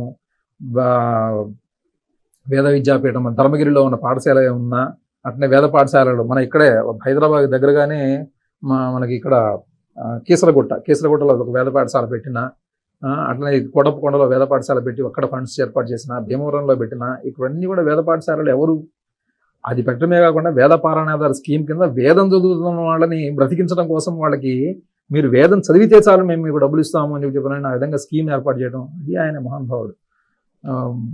ఆ స్కీమ్ ఏర్పాటు చేయటము, దాన్ని చేయటము, దాన్ని ఆ తర్వాత శర్మ గారు మన ఈఓ గారు ఆయన కానీ అసలు అంటే వాళ్ళు ఆ స్కీముని ఎంత చిత్తశుద్ధితో తీసుకొచ్చి నా ప్రత్యేకత ఏమిటి అంటే మనం చెప్పాలి, ఇది నా ప్రత్యేకత అని చెప్పాలి. అంటే మనకు ఆ ప్రత్యేకత ఎక్కడుందంటే ఇంకెక్కడ విదేశాల్లో ఎవరికీ లేని ప్రత్యేకత ఏంటంటే వేదం. ఆ వేదాన్ని నిలబెట్టడం కోసం, ఆ వేద పురుషుల్ని నిలబెట్టడం కోసము, ఆ వేదం ప్రత్యేకంగా ఎక్కడో పుస్తకాలు రాస్తేనో ఇంకో చోట రాస్తేనో వచ్చేది కాదు. ఆ వేదం మనుషుల ద్వారానే రావాలి. ఆ వేదాన్ని మోస్తున్న వాళ్ళు ఎవరు ఉన్నారు, ఆ నేర్చుకుంటున్న వాళ్ళు ఒక్కొక్కళ్ళు దాదాపు 12 సంవత్సరాలు 18 సంవత్సరాలు నేర్చుకుంటేనే ఆ వేదం ఆకలింపు కాదు. మొదటి పన్నా దగ్గర నుంచి లాస్ట్ పన్నా వరకు ప్రతి పన్నాని వాళ్ళు గుర్తుపెట్టుకోవాలి, ధారణ చేయాలి. మనలాగా మనం రాసే లౌకికమైన విద్యా విషయం కాదు అది. నీకు లౌకికమైన విద్యా విషయంలో ఒక సబ్జెక్ట్ తీసుకుంటే 50% ఛాయిస్ కింద వదిలిపెట్టేయచ్చు, నువ్వు చదవకపోయినా పర్లా. మిగతా 50% ఛాయిస్లో నీకు వచ్చేది 25 క్వశ్చన్లే. 25 క్వశ్చన్లు నువ్వు 15 క్వశ్చన్లు రాస్తే నువ్వు పాస్ అయిపోతావు. అక్కడ అట్లా కాదు. అది ఆ వేదాన్ని నువ్వు మొదటి నుంచి చివరి దాకా చదివి దాన్ని గుర్తుపెట్టుకొని దానిలో ఉన్న క్రియను గుర్తుపెట్టుకొని చెప్పాల్సిందే. దాన్ని నిలబెట్టడం కోసం అని చెప్పి ఆ సంస్కృతి నిలబెట్టడం కోసం మన ప్రత్యేకమైన ఏదైతే సంస్కృతి ఉందో దాన్ని నిలబెట్టడం కోసం అని చెప్పినని ఇన్ని గొప్ప కార్యక్రమాలు తిరుమల తిరుపతి దేవస్థానంలో మొదలు పెడితే దాన్ని చేయడం కోసం అక్కడ 6,000 మంది పర్మనెంట్ ఉద్యోగస్తులు కానీ టెంపరీ ఉద్యోగస్తులు కానీ వీళ్ళందరూ కూడా కృషి చేస్తున్నారు. అక్కడ సంస్కారం లేని కృషి చేయరుగా, ఆ వ్యవస్థలో ఉండరు. స్వామివారు ఆ విధంగా అత్యంత అద్భుతంగా నడుస్తుందండి. అదే సమయంలో సార్ మనం సమాజంలో ఈ రోజున నిరుపేద వర్గాల్ని చూస్తున్నాం, దళిత వర్గాల్ని చూస్తున్నాం, వివక్షాపూరితమైనటువంటి సమాజ కోణాలను కూడా చూస్తున్నాం. వీరి మధ్య ఒక సమన్వయం కావచ్చు, ఆ విభేదాలు విద్వేషాలు తొలగించే క్రమంలో కావచ్చు, టీటీడీ తనవంతుగా పోషిస్తున్న పాత్ర ఎటువంటి? తిరుమల తిరుపతి దేవస్థానము ఎటువంటి వివక్ష లేకుండా అందరికీ దర్శనాన్ని మేము ఏర్పాటు చేస్తున్నామని చెప్పడమే కాకుండా తిరుమల తిరుపతి దేవస్థానంలో ఉన్న ఏదైతే శ్వేత అని చెప్పనుందో శ్వేత ద్వారా మనం ఏవైతే మారుమూల ప్రాంతాల్లో గుళ్ళు ఉన్నాయో ఆ గుళ్ళలో కైంకర్యం చేయడం కోసం చెప్పినాయని వాళ్ళకి కూడా అర్చన కార్యక్రమం నేర్పిస్తున్నది. ఈ వివక్షకు తావు లేకుండా నువ్వు దళితుడు కాబట్టి నువ్వు అర్చన చేయడానికి వీలు లేదు అంటానికి అట్లాంటివి లేకుండా అక్కడ కూడా స్వామివారి విగ్రహాన్ని నువ్వు పెట్టుకోవచ్చు, అక్కడ కూడా నీ అంతటా నువ్వే అర్చన చేసుకోవచ్చు అని చెప్పినని వాళ్ళకి అర్చన చేసే విధానం కూడా నేర్పిస్తుంది. అదొక బృహత్తరమైన కార్యక్రమం. అది అటువంటి కార్యక్రమం చేయడమే కాకుండా ప్రతి సంవత్సరము కూడా మీరందరూ కూడా చక్కగా రండి, ఉచితంగా మేము దర్శనం చేయిస్తామని చెప్పి ఏదైతే దళితవాడల్లో ఉన్నారో దళితవాడల్లో ఉన్న వాళ్ళందరికీ కూడా స్వామివారికి తీసుకొచ్చి వాళ్ళకి దర్శనం చేయించి ప్రసాదం ఇచ్చి బస్సులు పెట్టి తీసుకొస్తుంది. ప్రతి సంవత్సరం జరుగుతుంది. ఇన్ని గొప్ప కార్యక్రమాలు జరుగుతున్నాయి. ధర్మ ప్రచార పరిషత్ ద్వారా కానీ ఈ కార్యక్రమాలు ఇవన్నీ జరుగుతున్నాయి. అక్కడ ఎక్కడ కూడా స్వామి తిరుమల తిరుపతి దేవస్థానం కానీ తిరుమల తిరుపతి దేవస్థానంలో వ్యవస్థ కానీ ఎక్కడ ఏ మనుషుల మధ్యలో వివక్ష అయితే ఏ రోజు చూపించదు కూడా, చూపించాల్సిన అవసరం కూడా లేదు. ఎందుకంటే అది పవిత్రమైన స్వామి వ్యవస్థ. అది చాతుర్వర్ణం మయా సృష్టం గుణకర్మ విభాగశగా అన్నాడు ఆయన. మామూలుగా అలా గుణాలని కర్మల ఆధారం మీద చాతుర్వర్ణాన్ని నేను సృష్టించాను. ఆ చాతుర్వర్ణం ఎట్లా వస్తుంది అని అంటే నీ యొక్క స్వభావం ఏదైతే ఉందో ప్రకృతి వలన ప్రభావితమైన నీ స్వభావం ఏవైతే ఉందో ఆ స్వభావమే నిన్ను ఒక వర్ణంలోకి తీసుకుని వెళ్తుంది. నువ్వు రజోగుణ ప్రవృత్తితోటి ప్రవర్తించావు అనుకోండి సమాజంలో తప్పకుండా నువ్వు క్షత్రియుడు అవుతావు. నువ్వు తమోగుణ ప్రవృత్తితోటి ప్రవర్తించావు అనుకోండి నువ్వు రాక్షసుడివే అవుతావు. సత్వగుణ ప్రవృత్తితోటి ప్రవర్తించావు అనుకోండి నువ్వు బ్రాహ్మడివే అవుతావు. నువ్వు ఎక్కడ పుట్టావో నేను అడగలేదే, నువ్వు ఏ విధంగా ప్రవర్తిస్తున్నావో చూసుకోమన్నాడు. ఏదైతే సత్వగుణ ప్రధానమైన ప్రవృత్తితోటి నువ్వు ఉన్నావో అప్పుడు నువ్వు ఎక్కడ పుట్టావు, ఎవరికి పుట్టావు, ఏం చేశావు అనేది కాదు అక్కడ సమస్య. నువ్వు సాత్విక గుణం ఉందా లేదా అనేదే ప్రధానమైనది. నీలో సాత్విక గుణం ఎక్కువగా ప్రజ్వరులతో ఉంటే నువ్వు తప్పక బ్రాహ్మణుడివే. భగవంతుడే చెప్పాడు భగవద్గీతలో, దళితుడు బ్రాహ్మణుడితో సమానం కాదని ఎవరన్నారు? అది మనం అంటున్నాము ఇక్కడ. ఎందుకంటే మన బుర్ర ఆ విధంగా, మన ఆలోచన ఆ విధంగా పోతుంది అంతే. ఏ కర్మ అయినా కూడా ఉత్తమమైనది అని చెప్పాడు. శ్రేయాన్ స్వధర్మో విగుణ. ఏ కర్మ అయినా కూడా విగుణమే అంటే అది అనుష్ఠానం లేకపోయినా, అనుష్ఠానం అనే ప్రక్రియ లేకపోయినా కూడా ఏ కర్మ అయినా కూడా నీ స్వధర్మం అయితే ఆ కర్మనే చెయ్యి, అది ఉత్తమమైనది. నీ కర్మలో నువ్వు నిష్ణాతుడు అవుతావు. స్వధర్మేని నిధనం స్నేహ, ఆ కర్మలో చనిపోవడమే ఉత్తమమైనది. పక్కదానికి పోవాలని మాత్రం అనుకోవాకు, పక్కదాని గురించి ఆలోచించవాకు. మన సమస్య ఎక్కడ వస్తుందంటే ఆలోచన విధానంలో మన కర్మని మనము నిష్టగా చేస్తున్నామా లేదా అని చూసుకోకుండా పక్కవాని దాన్ని మనం గొప్పదిగా ఊహించుకుంటున్నాం. స్వామి ముందు నించొని అభిషేకం మంత్రం చదవటం ఎంతైతే గొప్పదో స్వామివారి అభిషేకం చేయడం కోసం పాలు పెతకడం అనేది కూడా అంతే గొప్పది. ఇది నీ కర్మ. పాలు పెతకడం అనేది నీ కర్మ, కుండ తయారు చేయడం అనేది నీ కర్మ, చెప్పులు కొట్టడం అనేది నీ కర్మ.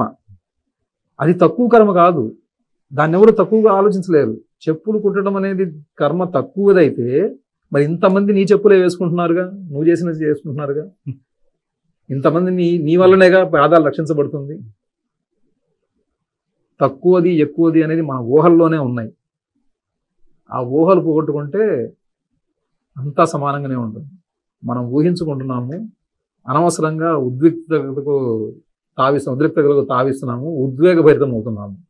అంత అవ్వాల్సిన అవసరం లేదు.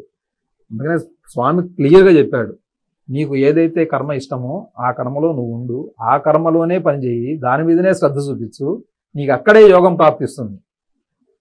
పక్కవాడి దాంట్లో వేలు పెట్టాలని ప్రయత్నించవాలి.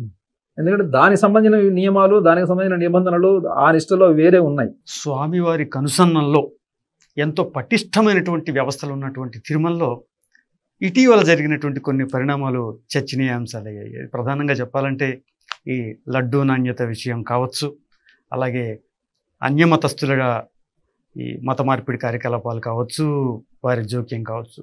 ఈ పరిణామాలు ఎందుకు జరుగుతున్నాయంటారు? వీటిని మనం ఎలా తీసుకోవాలి?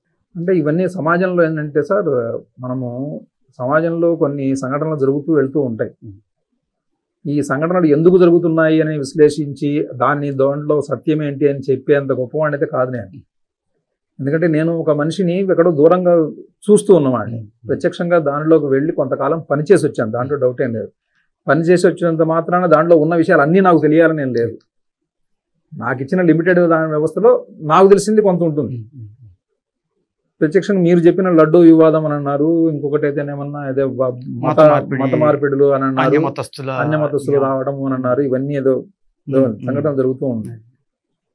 అంటే ఏదైనా సరే ఒక వ్యవస్థలో ఒక సంఘటన బయటికి వస్తున్నది జరుగుతుంది అంటే వ్యవస్థ ఎప్పుడు కూడా ప్రక్షాళన కానీ లేకపోతే ఏమన్నా వ్యవస్థ ఎప్పుడు కూడా నిప్పులాగా నిలబెడుతుంది అని అంటే ప్రశ్నించే తత్వం ఉన్నప్పుడే నిలబడుతుంది. ఒక సంఘటన జరిగింది, ఇదిగో ఇది నాకు అనుమానం ఉంది, దాని మీద ఏదైతే జరుగుతుందో ఎంక్వైరీ జరుగుతుందో జరగనివ్వండి, జరగాలి కదా, జరగకపోతే ఎట్లా?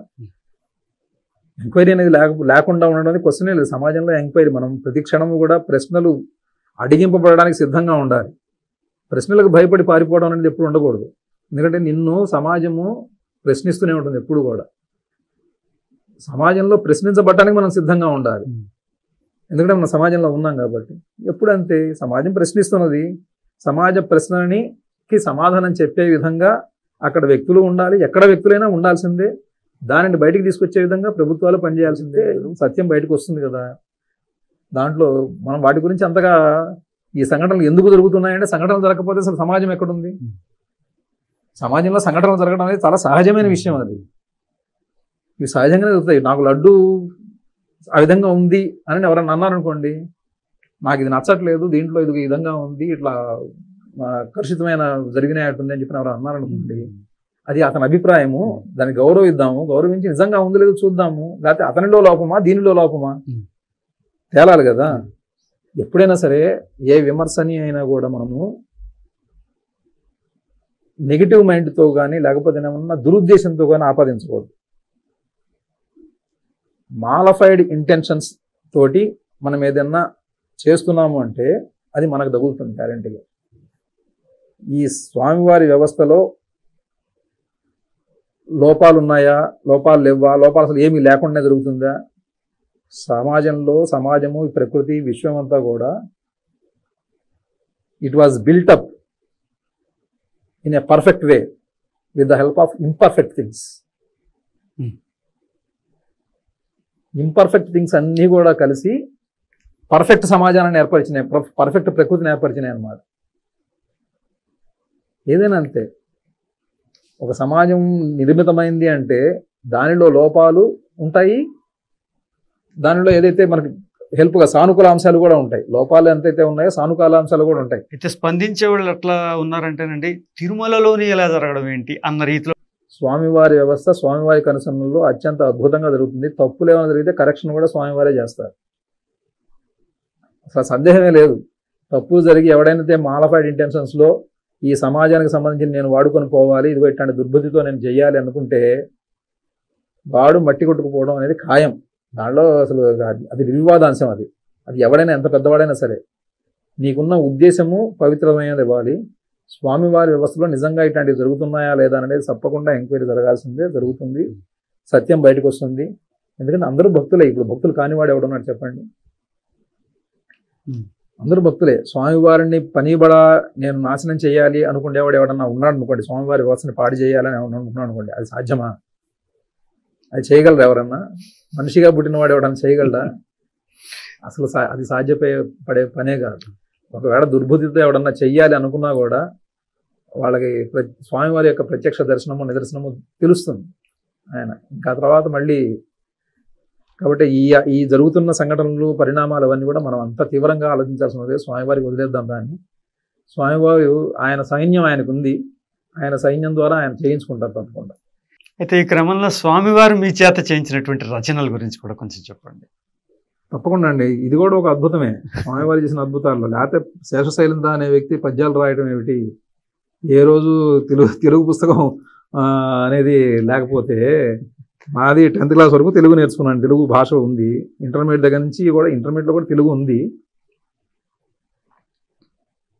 కాకపోతే అక్కడి నుంచి అంతా ఇంగ్లీష్ సబ్జెక్ట్స్ ఎక్కువగా, ఇది ఫిజిక్స్, మ్యాథ్స్, కెమిస్ట్రీ ఇవన్నీ కూడా ఇంగ్లీషు, వాటిపైన ఎంఫసిస్ ఎక్కువ ఉంటుంది, భాషా పరంగా తక్కువ ఉంటుంది. బీఎస్సీ పోయినాక కూడా, ఎంబీఏ పోయినా కూడా ఇంకా అంతా ఇంగ్లీష్, తెలుగు ఎక్కడ ఉంటుంది.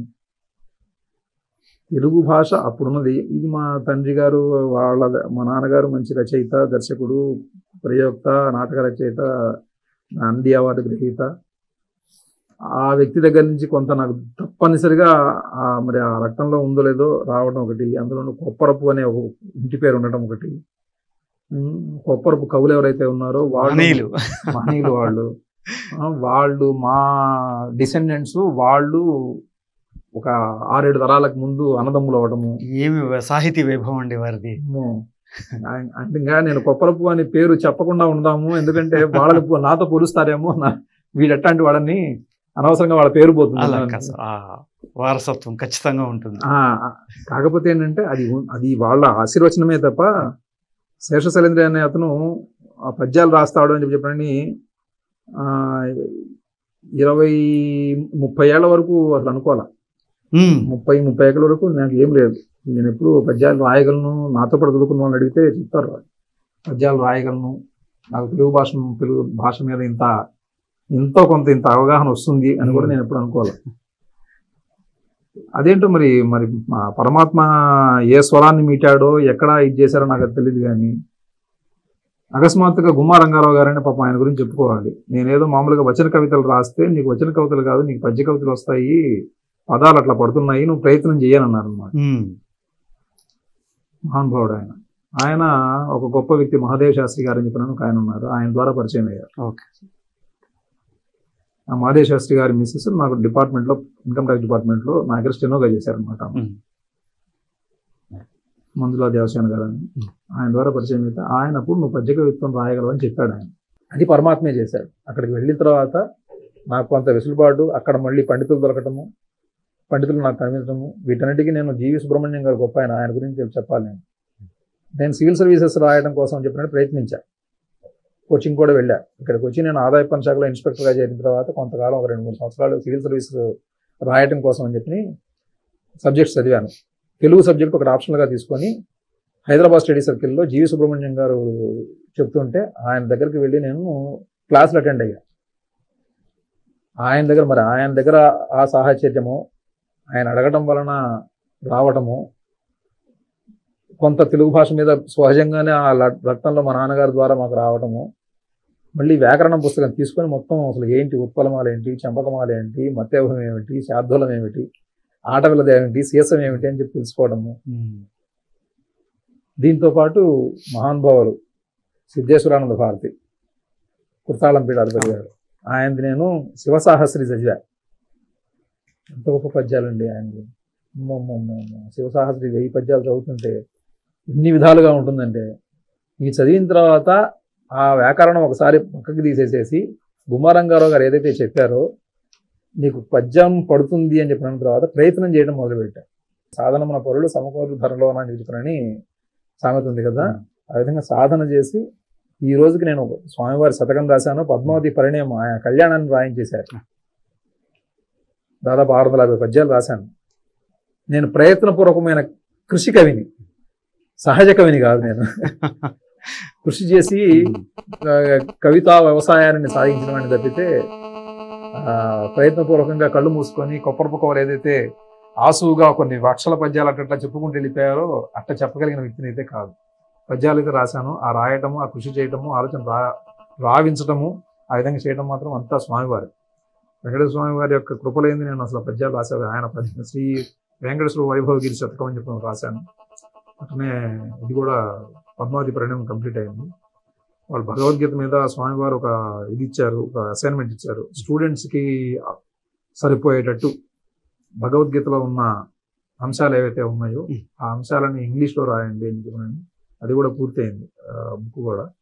స్టూడెంట్స్కి ఏ విధంగా అయితే అది అవసరమో, స్టూడెంట్స్ ఎప్పుడెప్పుడు ఎక్కడ ఏ విధంగా, మహాత్మా గాంధీ చెప్పారు కదా, నేను పుస్తకం తీయంగానే ఎక్కడొక్కడ నాకు సొల్యూషన్ దొరుకుతుంది చెప్పారు కదా.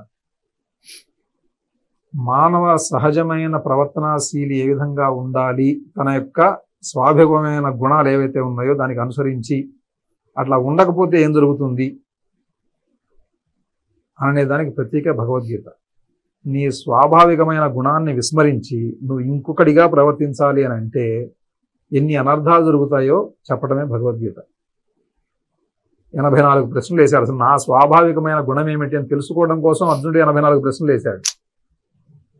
574 శ్లోకాల్లో భగవద్గీత కృష్ణ పరమాత్మ నీ స్వాభావికమైన గుణం మాత్రమే కాదు, ప్రకృతి యొక్క స్వాభావికమైన గుణం ఈ విధంగా ఉంటుంది అని చెప్పి అతనికి ఉన్న సందేహాలన్నీ బయటికి పక్కకు తీసేశాడు.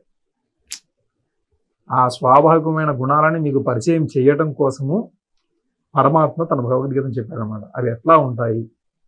నైకస్య క్షణమపి జాతు తిష్టత్య అకర్మకృత్ కార్యతే అవశ్య. నీ పనులే నిన్ను చేయిస్తాయి, నీ గుణమే నీ చేత పనిచేయిస్తుందని చెప్పాడు అనమాట. ఎందుకంటే ఈ గుణాలన్నీ కూడా సర్వకర్మ ప్రకృతైర్ జై గుణై అంటారనమాట. ప్రతి కర్మ కూడా ప్రకృతిలో నుంచే పుట్టింది, ఆ గుణాలలో నుంచే పుట్టింది. ఈ గుణాలకు అతీతంగా ఎవడూ లేడు. గుణాలకు అతీతంగా బతకడానికి చాలా సాధన అవసరం. ఆ సాధనలోకి నువ్వు వెళితే, గుణాలకు అతీతంగా బతికితే ఇవన్నీ నీకు చాలా చిన్న అవుతాయని చెప్తాడనమాట.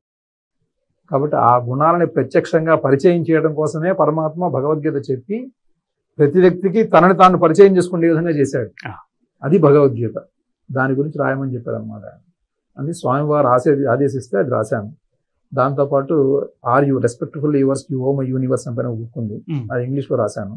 అది కూడా భగవద్గీతలో ఉపనిషత్తుల్లో ఉన్న ఏదైతే సైన్స్ ఉందో ఆ సైన్స్, చిత్కణము, అసలు నువ్వు ఎక్కడి నుంచి వచ్చావు, నువ్వు ఎక్కడికి వెళ్తున్నావు, కవిం పురాణం అనుశాసితారం అనోరణిన్యాస మనుస్మరేజ్య సర్వస్య ధాతారం అచింత్య రూపం ఆదిత్యవర్ణం తమస పరస్తాత్. అది ఎక్కడ ఉంది, నీ యొక్క మూలం ఎక్కడుంది అంటే చెప్తున్నాడు. కవిం సర్వజ్ఞమైనది, అంత బ్రహ్మాండంగా తెలిసింది.